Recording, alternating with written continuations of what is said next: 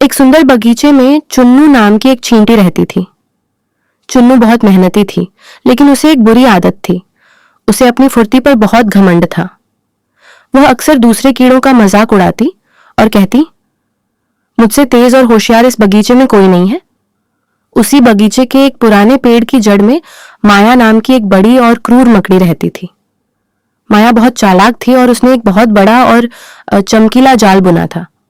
एक दोपहर चुन्नू चींटी दाना लेकर माया के जाल के पास से गुजर रही थी।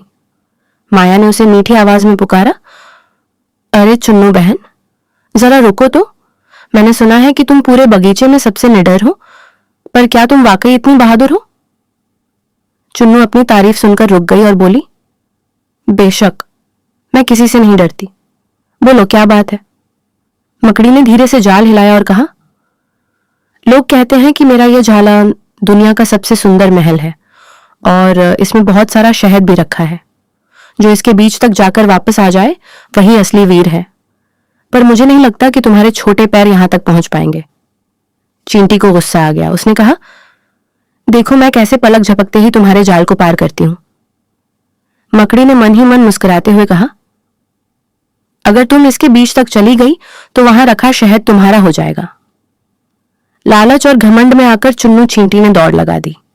जैसे ही उसने जाल के रेशों पर कदम रखा, उसे महसूस हुआ कि उसके पैर चिपक रहे हैं।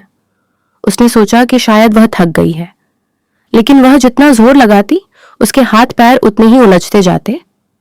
माया मकड़ी अब अपनी असली शक्ल में आ गई। वह धीरे धीरे रेंगते हुए चुन्नू के पास आई और अपनी डरावनी आंखों से उसे देखने लगी। चुन्नू चिल्लाई, माया बहन, मुझे बचाओ, मैं फंस गई हूं। मकड़ी क्रूरता से हंसी और बोली, मूर्ख चींटी, यह कोई महल नहीं, मौत का जाल है। तुम्हारी बहादुरी नहीं बल्कि तुम्हारा घमंड तुम्हें यहां खींच लाया है। अब तुम मेरा आज का भोजन बनोगी। चुन्नू चींटी जाल में फंसी छटपटाती रही, पर उसे बचाने वाला कोई नहीं था। उसे अपनी गलती का एहसास हुआ कि अगर उसने अपनी तारीफ सुनकर घमंड न किया होता तो वह आज सुरक्षित होती। और फिर मकड़ी ने उसे मार दिया। इस कहानी से यह सीखने को मिलता है कि हमें अपनी शक्ति का दिखावा और घमंड करना हमेशा महंगा पड़ डचता है और चालाक लोगों की झूठी तारीफ में कभी नहीं आना चाहिए।